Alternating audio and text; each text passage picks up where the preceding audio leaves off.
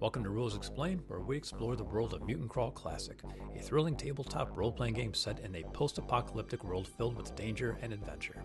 In this game, players take on the role of a brave survivor navigating the ruins of a once great civilization, facing off against mutants, robots, and other deadly foes in search of treasure, artifacts, and a chance to rebuild society. With a focus on fast-paced action and creative problem-solving, Mutant Crawl Classic offers players a unique and exciting gaming experience. Whether you're a seasoned tabletop gamer or new to the genre, join us as we dive deep into the world of Mutant Crawl Classic and discover what makes this game so special. From character creation to combat tactics, world building to storytelling, we'll cover everything you need to know to create your own epic post-apocalyptic adventure. So grab your dice, strap on your radiation suit, and let's get crawling. I'm John Merritt. And I'm Rob Nothing. And Rob, why don't you tell us about the origins of Mutant Crawl Classic?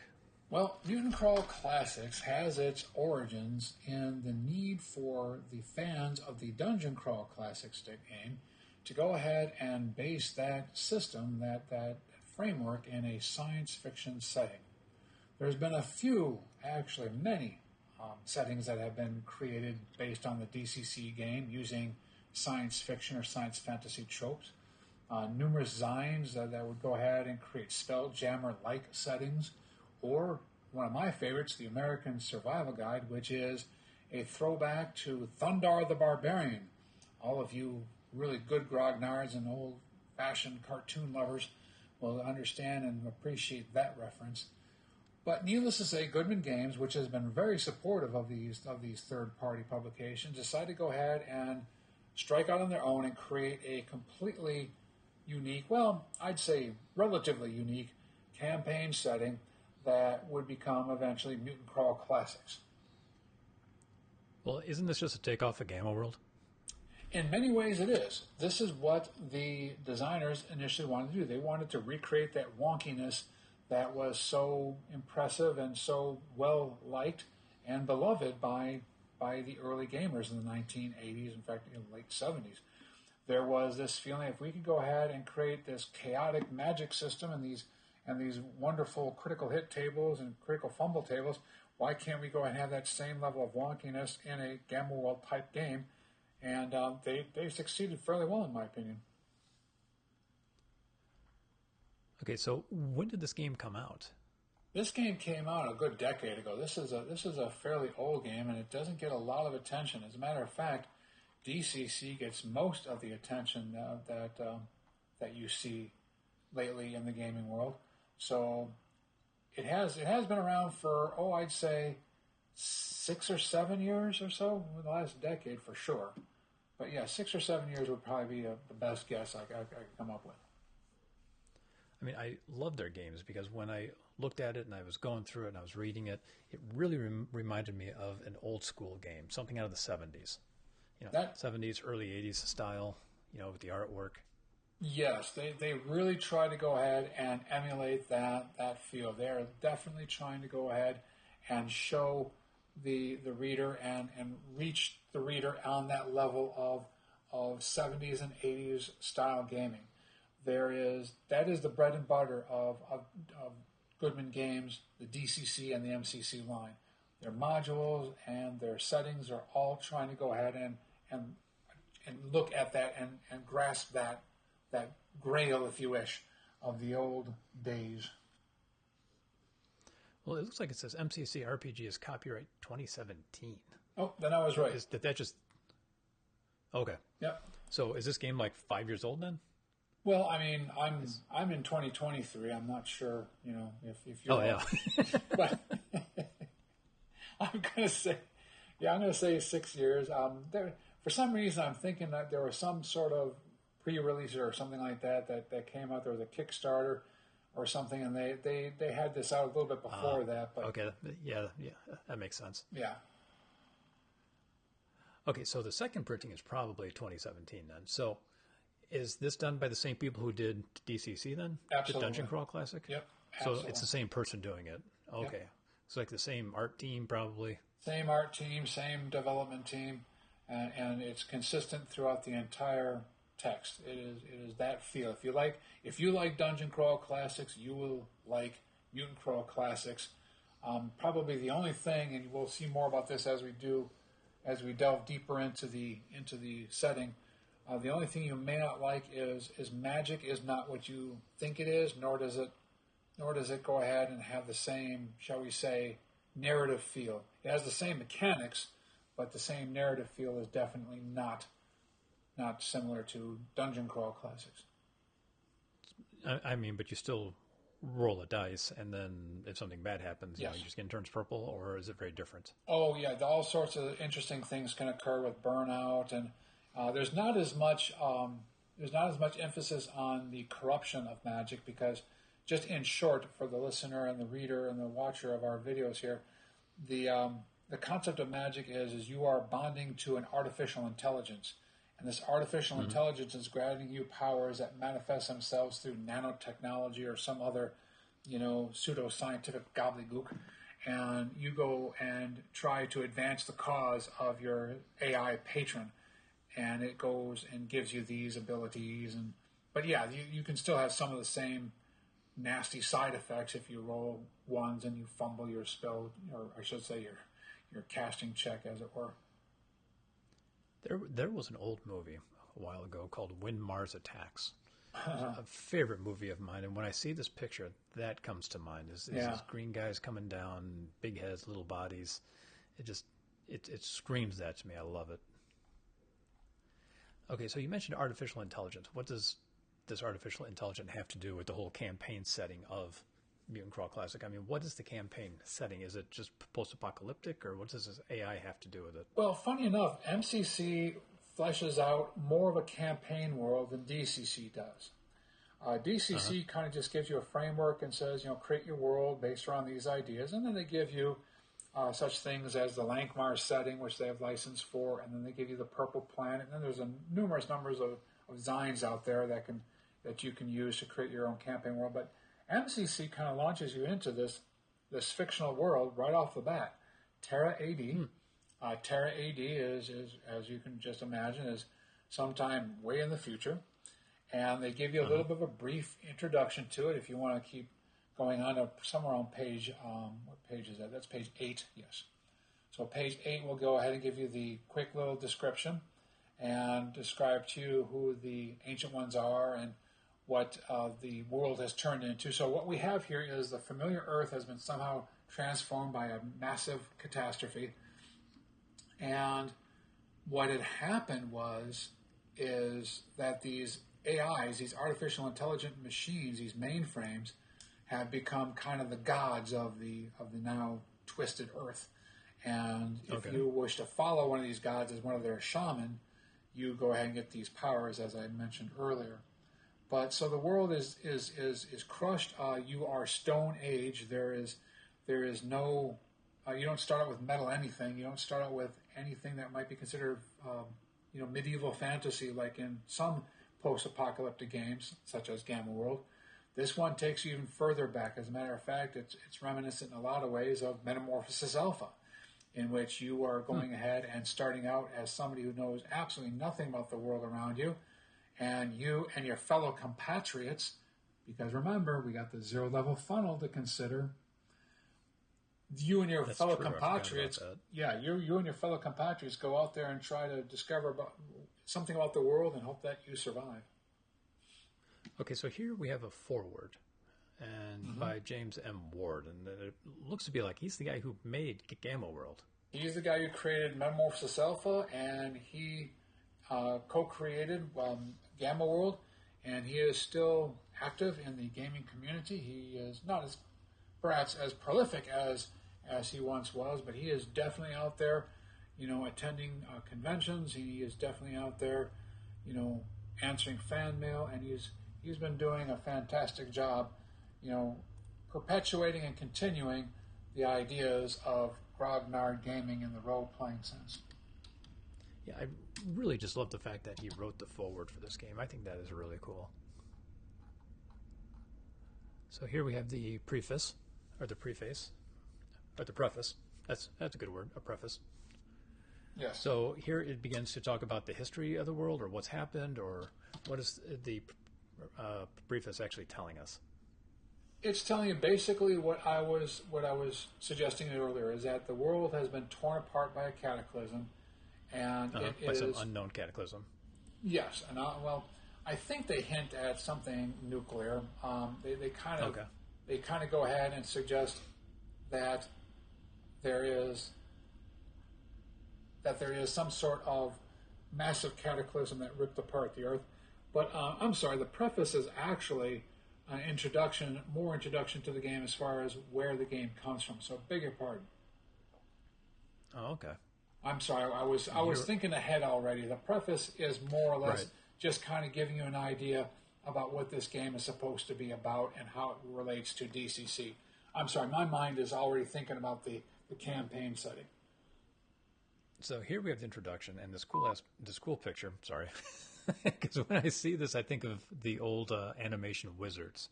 Yes. It just reminds me out of something of that, which I think is just super cool because I really did enjoy that movie. But the artwork in this game is all hand done and it's just brilliant. If you're a super grognard, though, you might go ahead and recognize that this reminds you of a picture in the beginning pages of the Holmes Blue Book Dungeons and Dragons set. And if any one of you in this viewing audience or listening audience knows what I'm talking about, you are truly one of us. Truly a person who goes way back in the gaming world. So we have the setting, and then we move on to the ancient ones. What's an ancient one? Those who came before. They don't exist anymore. Oh, okay. At least they're not supposed to exist. That you know of. That is correct. So the Terra 80 is a campaign setting. So here it kind of talks about what happens and the creatures. We move on to the core mechanics now. So now we move into the actual mechanics of the game. Now, by the way, using the same...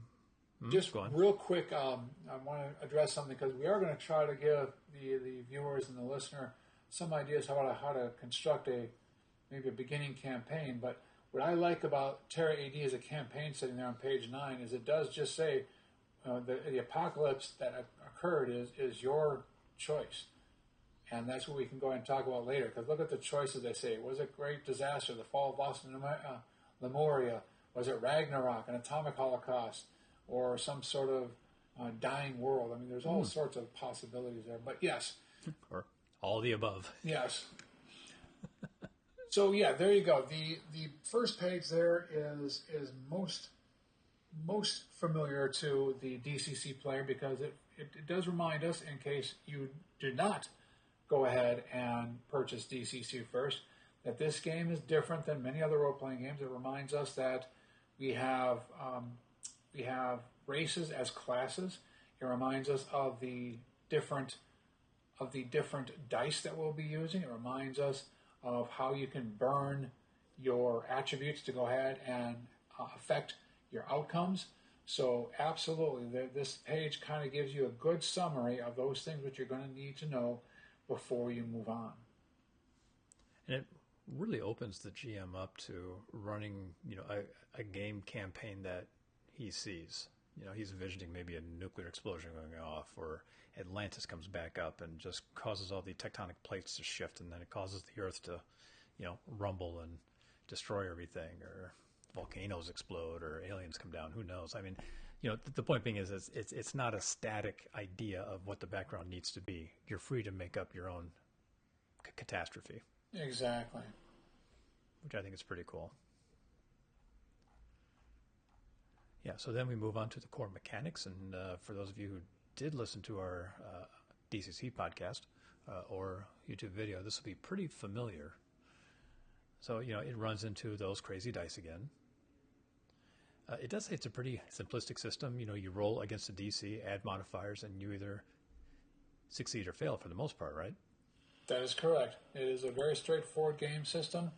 It's based on the D&D 3.0 or 3.5 system. But trimmed down, simplified, distilled to its essence to go ahead and create a much quicker gameplay and a much smoother gameplay. This game is designed for those people who like the smell of death in the air for their player characters and for their NPCs. It is designed for those who either like to go ahead and just have a good old-fashioned hack and slash, these rules are perfectly suited for that, as well as the DCC rules. But it's also very suited for the narrative type of gameplay because it doesn't bog you down in your exact skill systems and feats and what kinds of checks you can do.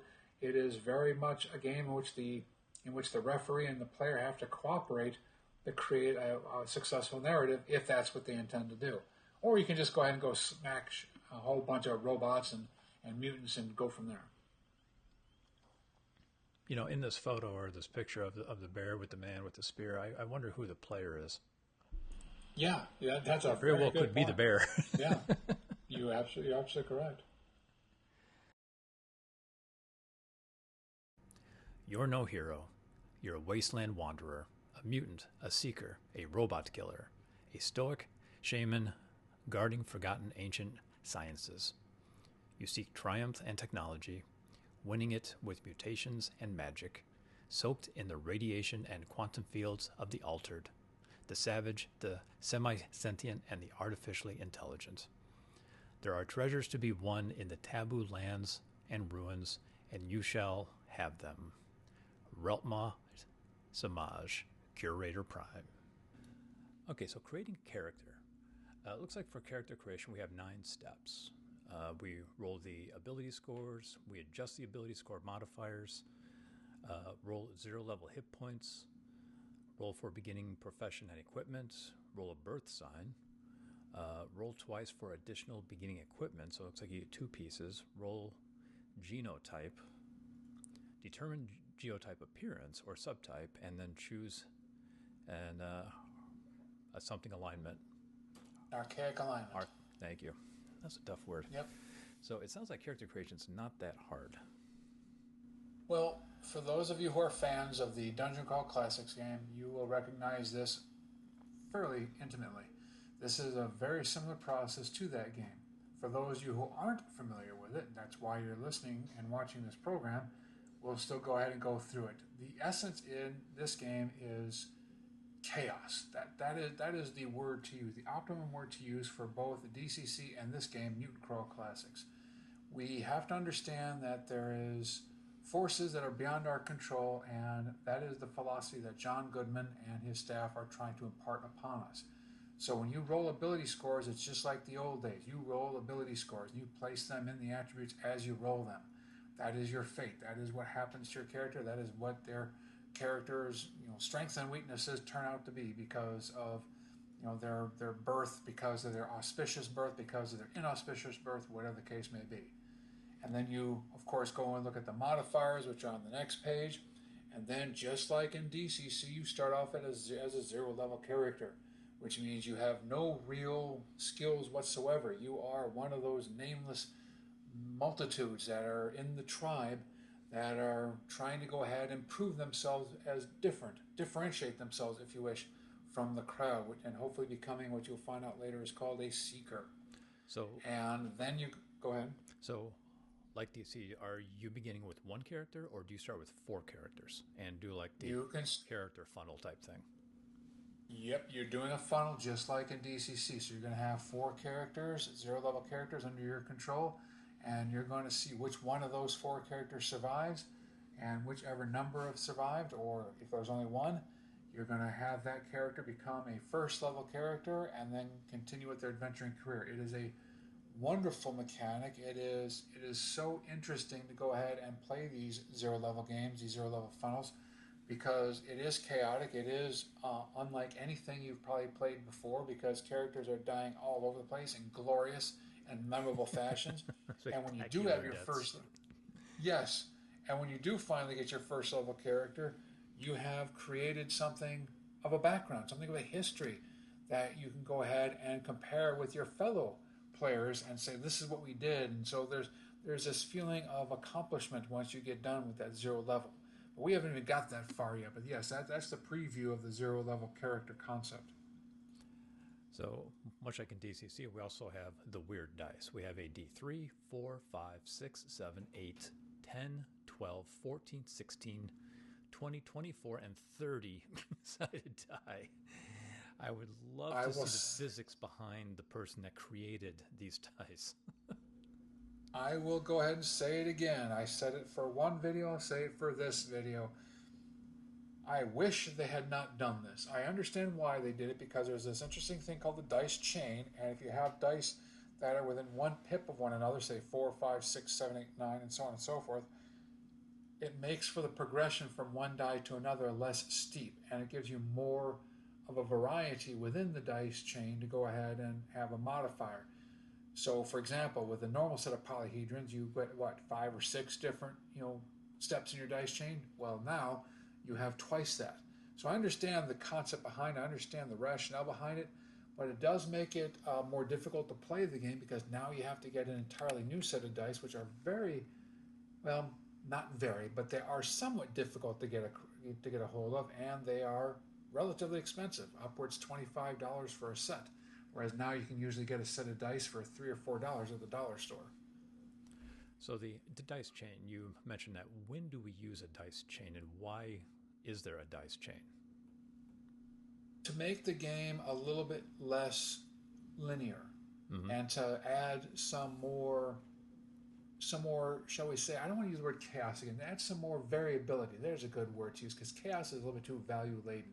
Variability is a little bit more accurate to what I'm trying to describe here, because instead of just saying I have a -1 to hit, and then using the D20 like in normal games, I might have a -1 step penalty. Oh, okay. So I might go from a D20 to a D18. I gotcha. Which now, basically, it reduces the percentage chance that I will go ahead and be able to roll high enough. And depending on what kind of a referee you have, they might even go ahead and not allow you to have critical hits, because you got an 18, which is not a 20, so therefore that's not a critical hit. Now that's a very harsh referee, but it can happen, and it's totally legitimate depending on the game you want to run, the type of referee you have, the type of players you have. So that's just one aspect of it. And of course, if you get continuous penalty, you might go down to a D16, a D14, down to a D12, and now you're talking about very difficult chances of trying to score that hit, but not impossible depending on other modifiers. Okay, so now we have our ability scores. So we have our general abilities like we have in most games. We have our strength, agility, stamina, personality, intelligence, and luck. Luck is the unusual one. It's not present in most games, and luck in this game not only is an abstract value such as strength and stamina and personality, but it also is your most valuable attribute in some ways, because you can burn your luck. In other words, you can voluntarily reduce your luck to go ahead and modify die rolls throughout the game. But getting your luck back, that's another question. Okay, so now we have our ability score. So now we've rolled our dice, we've put it on the character sheet, which is being displayed right now, and now we have our modifiers. So modifiers are pretty standard. Pretty standard, or 3 through 18 generally. This goes up to 24. For any experience with Ragnar, this chart probably inside and out. Yes, this is not unusual for most D20 type game systems. So, however, a nice little nod to hopeless characters right there on the bottom of the page, which comes from the old Gamma World and other games back in the earliest days of role playing. If you roll a character in this very random fashion that is so bad off and so unlikely to survive, you just put that character aside, assume it was either stillborn, as the rules say, in a rather callous fashion, or you can assume that it would not have gone off on one of these adventures to prove itself, being so weak, and roll up something at least that has a chance of survival. Right, because when you roll your basic hit points, you roll a d4 and you add your constitution modifier, right? Your stamina modifier, yeah. Right, your stamina. So there is a possibility, albeit a small one, that you may start off with a negative hit points. And you die. And you're dead. You're down to 3 characters. Yeah, there you go. So you might as well, that's a hopeless character. And that's, before somebody says, well, that's ridiculous, well, then you never played Traveler in its earliest form. Oh my gosh, no kidding. Birth signs. What is a birth sign, and why do I care about this? Well, before going on the birth sign, here's a very interesting distinction between Mutant Crawl Classics and Dungeon Crawl Classics. I know we keep referencing it, so this is both a shameless plug as well as almost a necessity if you want to get a better understanding of this game. Dungeon Crawl Classics, we did also review months ago. Man, Yeah, it's seems been like a much while. longer than that. Been a while. But needless to say, we did a review of that. So if you want to get a little bit of an insight as far as how that game, the original Classics game, functioned, you should watch those videos. But the interesting distinction, and I really appreciate what Goodman Games did when they created MCC, is they didn't just create their own retro clone for Dungeon Crawl Classics. They tried to make this distinctive enough, but yet familiar enough, so that way you could have a feeling that you're in a different setting, a different world. So your character occupations, unlike Dungeon Crawl Classics, which is a large table, you basically have two things. You're either a hunter or a gatherer, because you're starting off in the Stone Age. That's it. So in Early Stone Age. Early Stone Age. And in Mutant Crawl Classic, we have birth signs. So what does this add to my character? Is this adding flavor, or is this like a character class, or is this... What is this? What it is it's another flavor text, if you wish, to the world, as well as how this world has influenced your character's growth or future. So what you do is you look at your birth sign, and the narrative, and it tells you the symbol of the survivor, the symbol of the esper, or whatever. But then it also tells you that because of this, your birth sign can go ahead and affect certain aspects of the game mechanics. Okay, so it's a way of customizing your character just a little bit more, but not so Yes. much that it throws off the entire game. No, it doesn't throw off the entire game, but it does make for an interesting choice as far as your character. Once you do have a 0-level character who survives to first level, do you want to make a character now that aligns with the stars, or do you want to just, buck fate and move on to something of your own choosing? This reminds me of Futurama and the mutants that live under the sewers. Most definitely. I could just see all the characters created using this system. That you could, and it would work out very well if when we start looking at mutations later on. So beginning equipment, I start with 2 pieces. So I roll twice, and I get whatever I guess I get. And again, the equipment is extraordinarily simple. Paleolithic. Yeah. Wooden club, stone-tipped spear, and so on and so forth. Bone necklace. You do have a chance of having a small shiny thing, Ooh. or a large shiny thing. Whoa. Or of course the ever-present telepathic rat. But needless to pass say, up a telepathic rat. Oh my god, that'd be amazing. it would be very difficult, since it would be able to tell when you were trying to pass it off. So Yeah. it would be a very, very awkward moment between you and the telepathic rat. Okay. I'm sorry, go on. No, I was going to say just one quick little snippet there. There's no rules for the telepathic rat, by the way. This is all going to be between you and the game master as far as how that actually works. Okay, so we have our saving throws, we have our languages. I mean, our saving throws are pretty much the same. Roll 1d20, get over a certain value, apply modifiers. Yep. Based on the old 3rd edition version of the games, where there's just 3: reflex, willpower, and fortitude. That's it. So 0 level. So what is a geotype?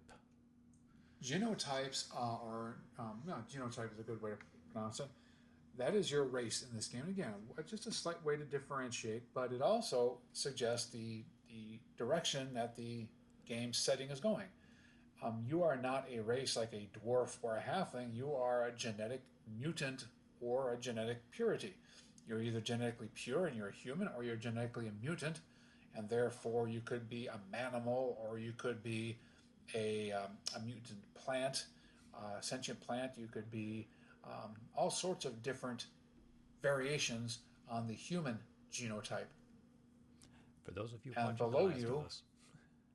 Yes, and there you go. You got all sorts of very crazy options. If you take a look, you will roll randomly your character's genotype at the beginning of the game, and this will have no direct effect on the game. It'll just basically be flavor, as well as perhaps some role-playing opportunities, but you don't get to choose. This is what the game is all about. This is what you're going to look like. And then, of course, once you have if you're pure straight human, you just look like a pure straight human. But if you're a mutant, you get to roll on another table. And if you're a mutant manimal, you get to roll on that table, or a plant. You could be a pine tree. So there you go. So, archaic alignments. Well, the game uses, and again, an attempt to differentiate itself, which is great. I actually like Mutant Crawl Classics more than Dungeon Crawl Classics in many ways, because I think at least there's an internal logic to what's going on, and the game seems to be trying to fit that internal logic. Um, critics of my statement can go ahead and I would welcome this. Tell me how wrong I am about Dungeon Crawl Classics, but DCC is fairly generic, and that's not a bad thing. It's great to have a generic setting, but I like the game. Mutant Crawl, yes, absolutely. Mutant Crawl Classics, however, does try to put you into this Terra AD setting, and the archaic alignments basically are related to those AIs that are still in existence. Those AIs that go ahead and affect every aspect of our lives, because we are now in this new world that the AIs are controlling. And not only are the archaic alignments related to that, but they're also related to your personal philosophy. So it's not like you're lawful or chaotic. It's like you actually have a series of goals here. So if we jump ahead to page 147, your archaic alignment can also, and in fact more than likely, is attributed to your philosophy, such as, the gene police, which is trying to make the human race dominant once again. They're very racist. The techno-rabble, which are the ones who are embracing the technological leftovers of the previous world. The atomic equinox, trying to go ahead and bring about more radiation and so on and so forth, and more mutations. But suffice to say, these are very specific to the setting and very much a part of the campaign, very much a part of the story, not just generic lawful, neutral, and chaotic. And one last thing to say, those who are familiar again with the Gamma World setting of yore and olden times would recognize these as being very similar to your cryptic alliances. Okay, so level advancement. We only have 10 levels in the, well, actually 11 if you count 0. So there's 11 wow. There's 11 levels in the game, 0 through 10. Looks like through each encounter you can get from 0 to 4 XP. I'm sorry, go on. Well, if before we even become a first level character, we need to remind people that you actually have one adventure with a whole bunch of 0 level characters. Mm-hmm. And if you succeed, here's another element of that campaign, which is now part of the game system. You are now a seeker. You are now somebody who's going to go out and, for the benefit of your whole tribe, try to discover more of these ancient artifacts. So it kind of gives you a little bit of a motivation here, rather than just, we're going to go out and seek treasure. You are trying to assist your tribe. And then, yes, once you're now a first level character, you have to go ahead and choose. Well, I shouldn't say choose, because it's been done for you, with your genotype, which is either a pure human or one of the other 3 types of genotypes. Mm-hmm. And if you're a human, though, here's where things get a little interesting. A human now gets to actually choose a real class.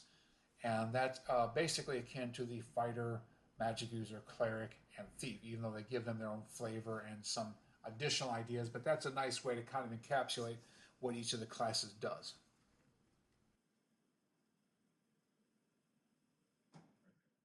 So you've decided to visit the taboo lands and violate the tombs of the ancient ones?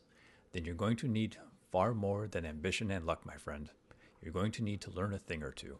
Follow me and welcome to the ranks of the Seekers. Zax, the Mentor. Okay, so now we're moving on to character classes. We start with the thing called the Sentinel. What is a Sentinel? Well, as I mentioned just a few moments ago, each one of these human character classes is based loosely on the traditional character classes of fighter, cleric, magic user, and thief.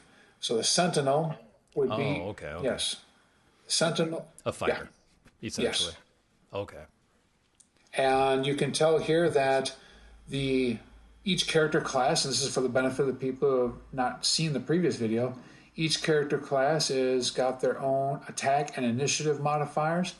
The critical die table that they use, so the critical die as well as the table they use when they do an attack varies, and the Sentinel has one of the best critical attacks of all the classes. The action die, which is what you use if you're trying to go ahead and modify your rolls. The Sentinel, much like the Fighter in the other game system, has action dice that they can call upon to go. Actually, beg your pardon. It uses the action dice to do any action, like attack, or to go ahead and move silently, whatever the case may be. But in the case of the Sentinel, it is specifically directed towards the attack. I got you. So for levels 1 through 10, like you have the attack/initiative. This is your attack bonus and your initiative bonus on top of any other bonuses you might have. Right. Then you have the crit die. So if you get a crit, I'm assuming a crit is you roll a 20. Yes. No. I'm sorry. For the critical die, you use whatever it says on the table. So a D12 for first level Sentinel. And I really screwed up on describing the action dice, but I'll wait till we get there again. How do I get a crit? So I roll to attack. Roll 20. What constitutes a crit? Yep, usually it's a natural die roll of 20. Okay. Then I roll an extra D12, and I get to roll on the crit table number 3. Yes, and they have all sorts of nasty, cool, and completely realistic and bloody results for those types of criticals, especially when you get up towards level 5 criticals. Okay. What is an action die? Yeah, I really screwed up my description of the action die, and I'm hoping that people will be patient until they get to this point in the video to realize what I was trying to say. This is essentially your attack die or your combat die. It can be used in... Okay. It can be used in many different ways, but usually it's combat-related, attack-related. And you get 1d20, as you would expect for most characters, but the Sentinel, when they reach 5th level, get 2 action dice, a d20 and a d14, and so on and so forth. So as you can see, they get 2 d20 at level 7. So multiple attacks, multiple actions that they can go ahead and engage in. Right, so the attack die is that action die plus any bonuses. Equal and greater than... Is it equal and greater than the character's armor Yes, class? that has become the trend with the exception of some retro clones, and even they will try to go ahead and convince you to use ascending armor classes, because descending armor classes and referring to charts is usually a bit problematic, and it slows the game down. It was probably one of the best innovations from the 3rd edition of the game. Okay. Of D&D. And what is the artifact check dice? Well, if you're trying to figure out an artifact, that is your bonus to go ahead and figure out the artifact. Oh, okay. And then the bonus die. Bonus die is what you get to use when you're trying to go ahead and invoke your Sentinel's power. Okay? So your Sentinel's power is to go ahead and use that extra bonus die, for certain situations that, come upon when you're playing in the game during a combat situation. Okay, and then you have your titles. There's a neat picture of a Sentinel. And a Shaman. Shaman, however you wish to pronounce it. Yep, and... So is this your healer, or is this your magic user? This is more or less your magic user. They are the ones who will go ahead and attune themselves to a specific AI, allowing the nanobites, the nanocomputers, the nano-organisms to infuse their body with a connection to the AI, the artificial intelligence, and they will be able to create wetware, which is a very interesting term, which essentially is a program that the AI is running through you. To make a long story short, it's spells. But I like the trappings. I like the description. I like the options that we have here to make this seem like a different world.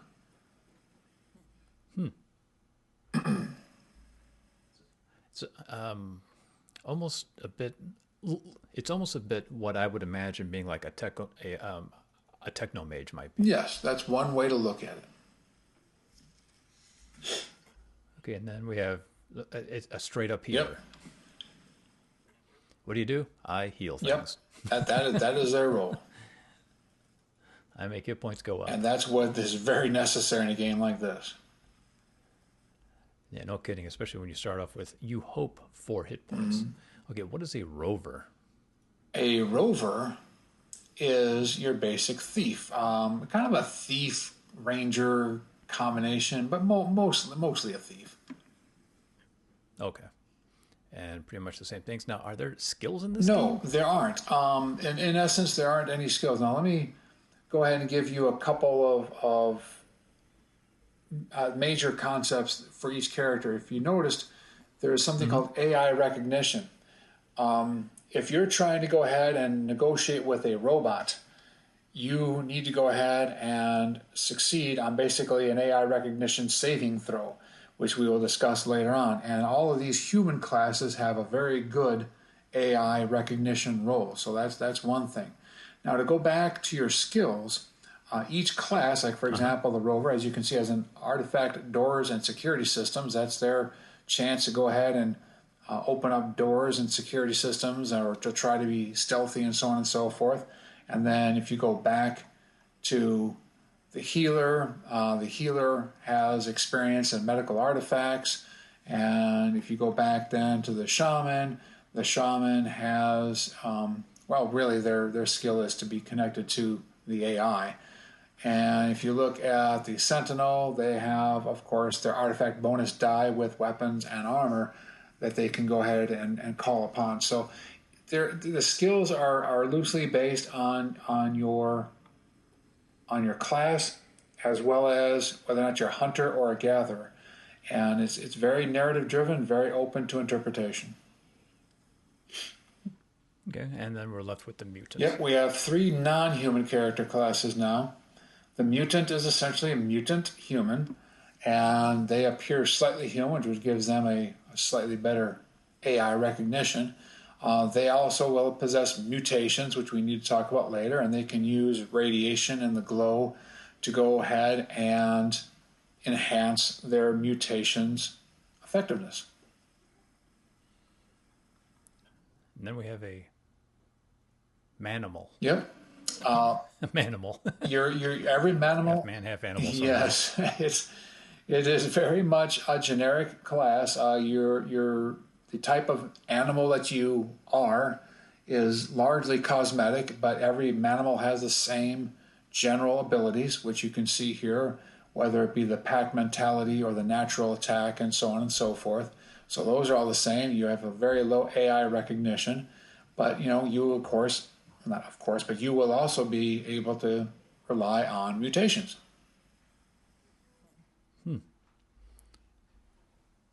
Okay, so we have Birdman coming. Yeah, there's some nice mutations right there on page 17. And a planet. Plantient. That's the only way I can. Plantient. Basically, it's the word sentient and plant combined together. You are a thinking plant. You are essentially a vegetable or some sort of other plant that can actually go ahead and think.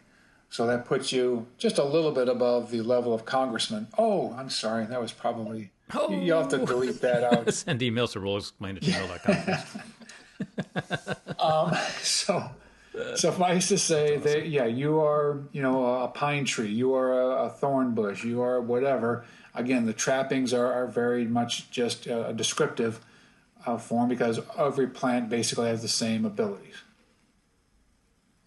And those are generally the classes you have, and that's it for character classes.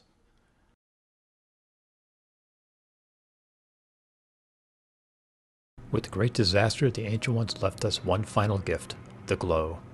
And from that gift sprang many others, too many to count, and as many as the blue grains of sand in the desert. I can see that you have been blessed many times over by the gift, my son. 'Tis good. Mangar the Elder. Okay, and that brings us to mutations. So Rob, what can you tell us about active and passive mutations? Well, I don't want to keep beating a dead horse here, but we have to go ahead and keep making reference to the DCC game, the origins and inspiration for the Mutant Crawl Classics version of this system. And the mutations function just like spells, essentially just like spells from Dungeon Crawl Classics. What you do is first you determine what mutations you have, and we'll go Right. through all this later on. First, determine what mutations you have, and then you roll to see how those mutations are affecting the game world and other characters and so on and so forth.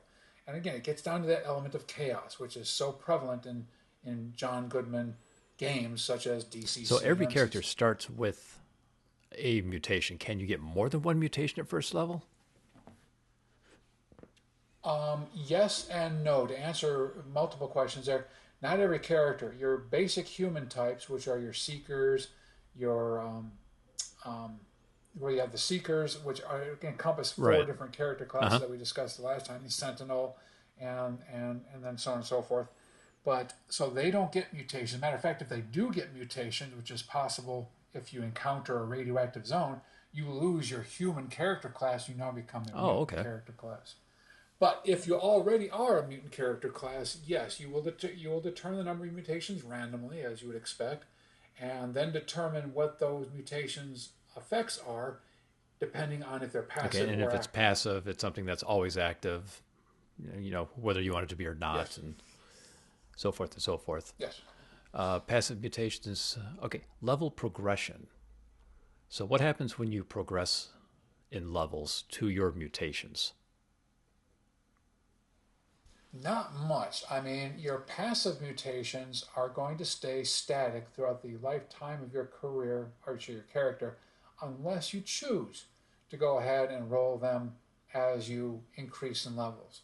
So you could go ahead and do that, especially if you had a very poor roll the first time around. You probably want to increase it so that we have a little bit more effectiveness with that passive mutation.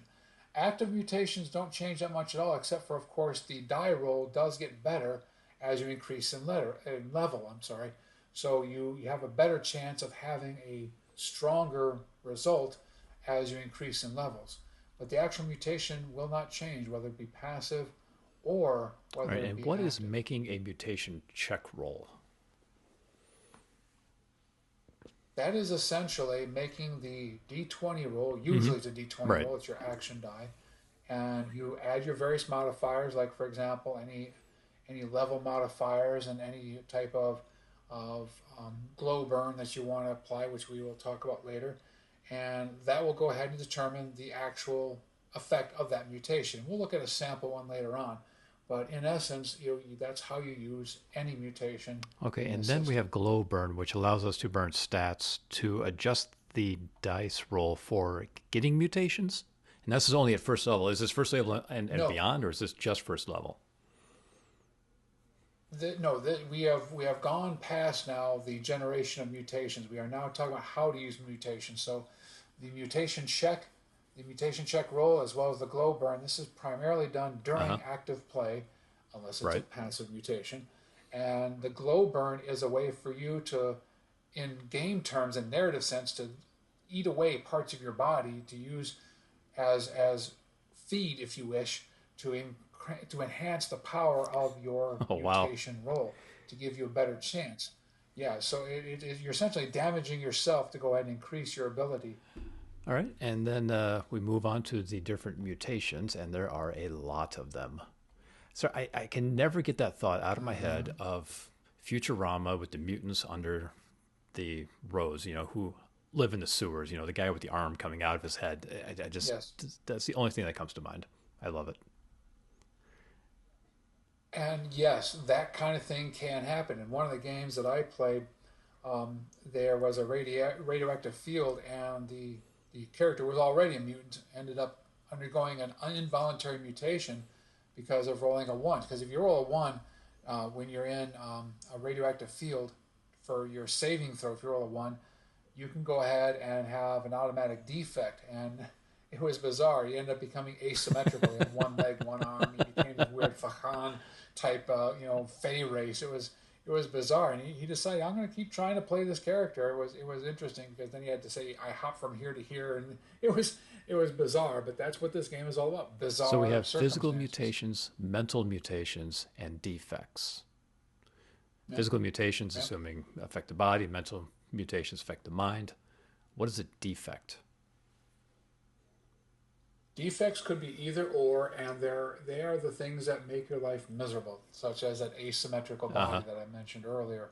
You can go ahead and have these things that make your life difficult on a variety of degrees too. And again, it depends on your mutation roll. So, for example, if you go to asymmetrical mutations, which is a defect, you will see that the type of mutation, the type of asymmetry, gets progressively worse as you roll higher.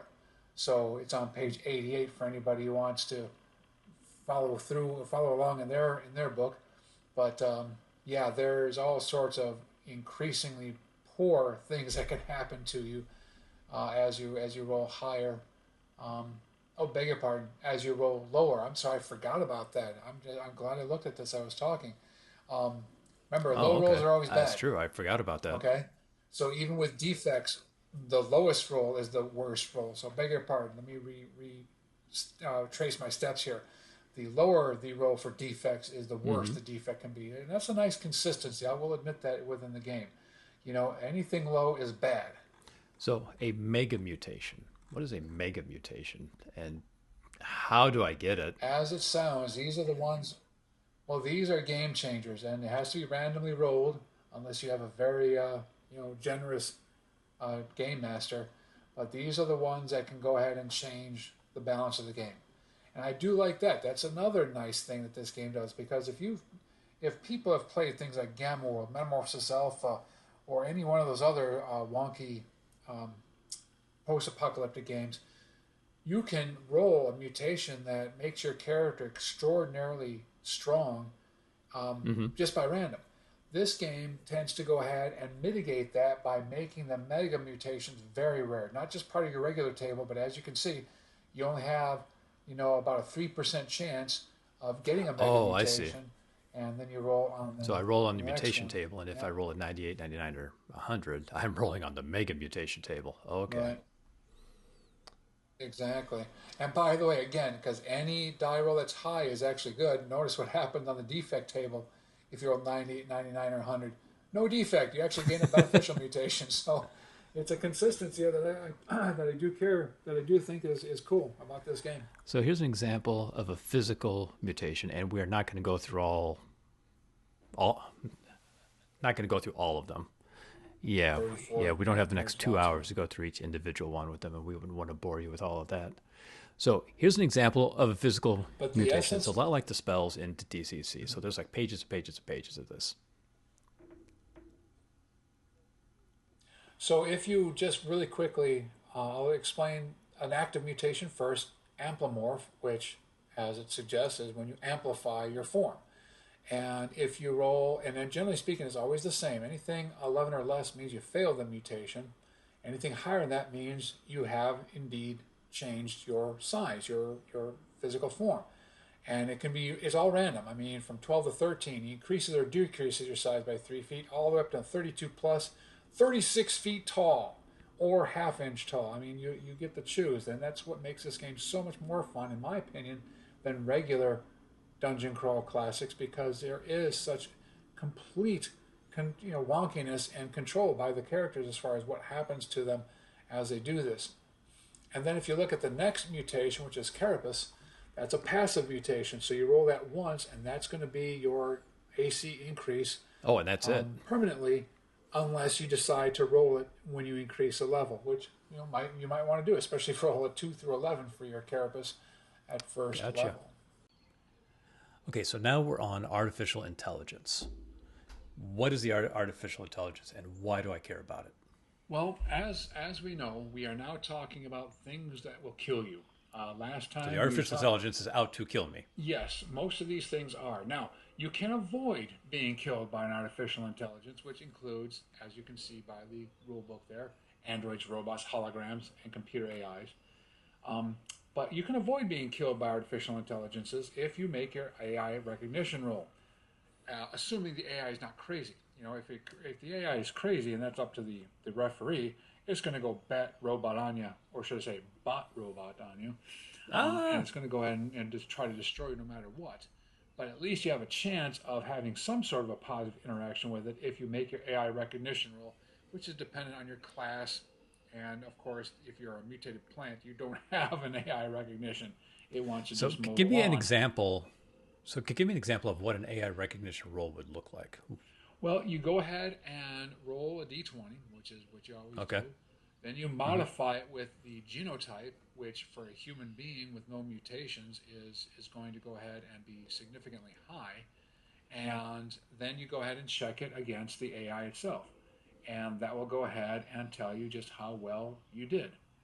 Okay? So when we start Gotcha. looking at some. So if my character found an old world relic called vending machine, he would make an AI recognition roll to try and get the candy bar, to get the last thing of Twinkies that's still stuck in there. You could absolutely do it that way. So the referee, you as the referee would say, okay, the machine here is pretty screwed up, and it's really going to make sure that it's serving only humans because there's only one Twinkie left. So the AI recognition target is 19. So you Okay. take your D20 and you take your modifiers based upon your genotype, and you try to roll 19 or higher. And if you don't roll high enough, a small little poison dart shoots out from the machine to go ahead and get rid of all those things that are trying to steal the Twinkies. And you don't get your Twinkie. No. Gotcha. Okay, and speaking of modifiers, so here we have what you were referring to as Yes. the genotype. We have the, if the player character is, and then if the artificial intelligence is, and then, you add and subtract all the modifiers. Again, notice if you're an intelligent plant, all it wants to do is mow the lawn. You can't even begin to try to recognize. What I find interesting, and I'm going to go ahead and give myself a little pat in the back here, is they finally go ahead and recognize in this game that if you are dressed in the clothing of the Ancient Ones, that'll give you a bonus. I've been doing that in my Metamorphosis Alpha campaigns and Gamma World campaigns. If you find some of the ancient clothing and it's in good shape, the computer might say, oh yeah, you definitely are one of us. So it was a very You fit interesting in. modifier that they threw in there. So the artifact AIs. What's an artifact AI?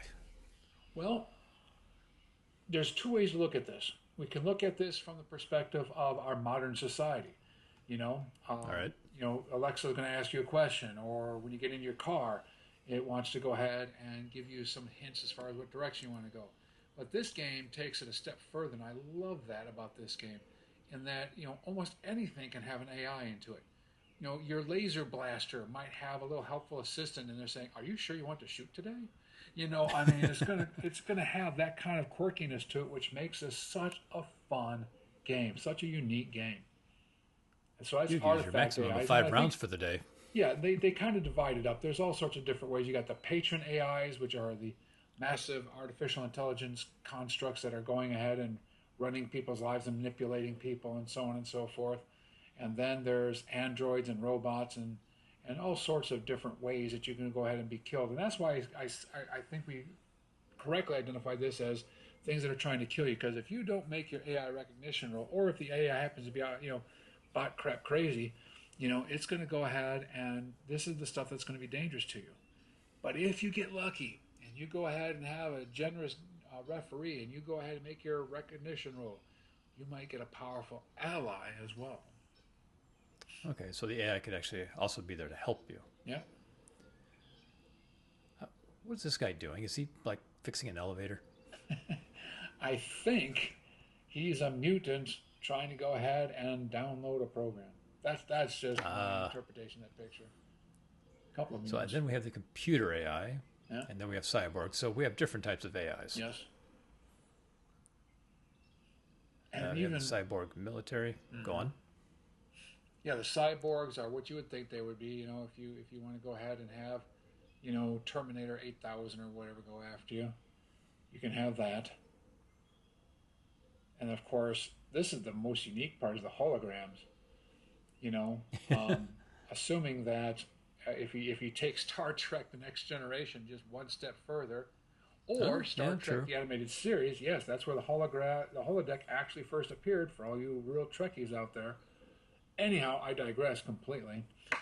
So if you want to take that technology just one step further, holograms have become self-aware and have decided to try to do different things, like Professor Moriarty. I just saw that episode the other day. It was a great episode.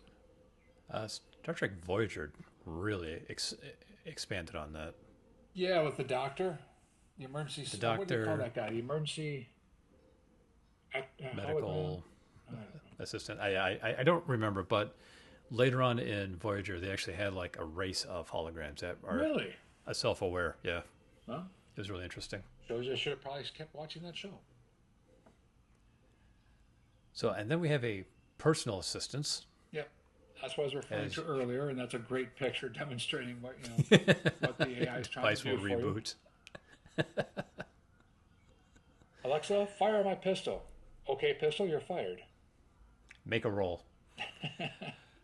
Okay, so the personal assistant AI ability ranges. Yeah, if you are a fan and you're a grognard and you recognize that back in the day your swords could basically overcome you and become masters of you, or if right, because they were intelligent. Yes, exactly. That comes from some of the old literature that had been in existence for many years. The Melibonian myths and so on and so forth, if I remember correctly off the top of my head.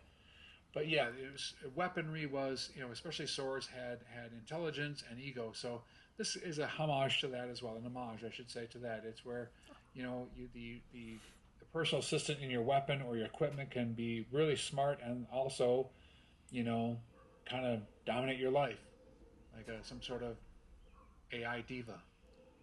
AI diva.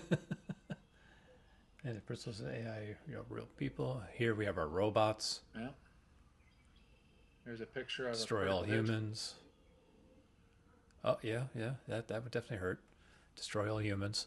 Here we have our companion bot, the agro bot, cargo bot, construction bot. There's a lot of bots.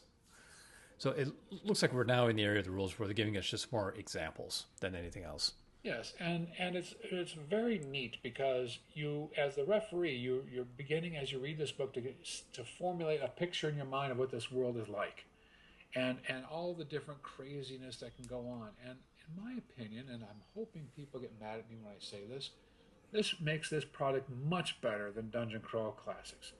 Dungeon Crawl Classics is basically just saying, okay, here's a fantasy world with chaotic magic. This one, there's so many really interesting things that could be going on, as well as a great mystery about what this world used to be and why the AI is trying to go ahead and shape it in their own image. And you can go all Matrix on this. You can go ahead and go Terminator on this. You can go THX 1138. Any direction. You can go Logan's Run. I mean, there's so many ways you can approach this campaign setting, this booklet, and it's smaller. It's much more concise. My only complaint is when we get on to Chapter 8. So we have some more bots, more examples. So then that brings us to the Bestiary or Bestiary, depending on how you wish to pronounce it. Other things that wish to kill you. Yep.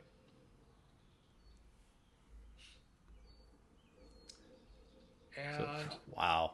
There's some really cool creatures in this that are very unique to the setting. I knew the squids would take over. The Capropod just scares the heck out of me. If you don't like the squid, take a look at the Capropod. That thing is just disgusting. That comes from another. That goes way back as well. The Capropod. Yeah, it's on the next page. Yeah, after the squid. Some sort of arachnid crossed with a goat that sucks your blood, essentially, if I remember correctly. Oh, yeah. Okay, sure, yeah, why not? And then there's the Cactus Rex. And just crazy. I love it. And if you just keep going through, they got some. The data goes. I think I've caught a few of those before in the past. Devils in their game are basically giant insects, which I think is an interesting twist. See, the first thing I thought of was malware, Yeah. But Sheen code trying to kill you that just didn't quite go the way it was supposed to.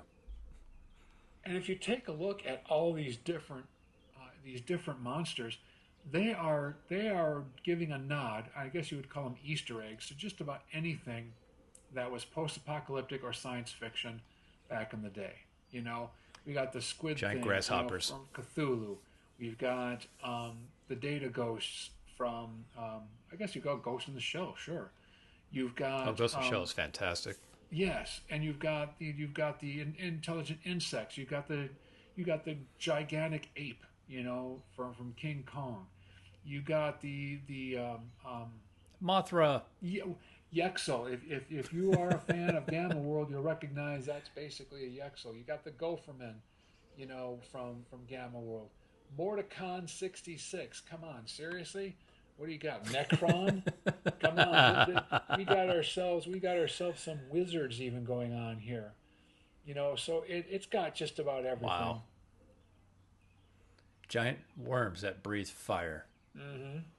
If you ever want to make it worse, just let them breathe fire. I've noticed everybody likes tardigrades lately. If you keep going to the T's, everybody likes tardigrades lately. Isn't that the giant yep? Yeah. Yep. For all you people who like Star Trek Discovery, that was a tardigrade, if you remember. Yes, they got it was. the rabbits who turn metal into rubber. I mean, they got it all. This is the strangest science fiction. When I say they got it all, I am lying. Here's what they are missing. They needed to have a section, and it could have been very short. It only needed about 2 or 3 pages of average everyday animals. Okay? And that way you as the referee would have a baseline for which you could go ahead and create some of your interesting monsters, or just have a really quick way to generate, okay, here's a horse and your old mutation. Oh, guess what? As Death Field generation, I'll call it the Dorse. So I love it. Yeah, just something really quick. But they missed the boat, in my opinion, on that. That's probably my only criticism of this game, is that it would have been nicer to have those baseline animals, so you could then create your twisted menagerie afterwards. Mutate them, name them, make them a pet. Yeah, a monster manual would have been nice, or as you say, a way to create your own creatures. And that's why, I know there was just a Kickstarter that went ahead and created a monster manual of sorts for DCC, which will be compatible with MCC. But I'm going to go ahead and plug the independent guy. The people who created Denizens and Creatures and so on and so forth, they did a very good job of compiling all sorts of different normal animals, as well as some fantastic ones that are really nice fits into the Mutant Crawl Classic world. So in conclusion, today we explored Mutant Crawl Classic, a role-playing game that takes players on a post-apocalyptic adventure in a world of mutants, robots, and other dangerous creatures. We discussed the unique features of the game, including the character creation process, the various mutations and artifacts available, and the challenging gameplay mechanics. Additionally, we touched on the game's interesting settings and lore, which draws inspiration from classic science fiction and fantasy works. Whether you're a seasoned RPG player or a newcomer to the genre, Mutant Crawl Classic offers a thrilling and immersive gaming experience that is sure to capture players of all levels. Thank you for joining us on the show. We hope you enjoyed learning about Mutant Crawl Classic. I'm John Merritt. And I'm Rob Nothing. Guys, thank you for listening. Adios.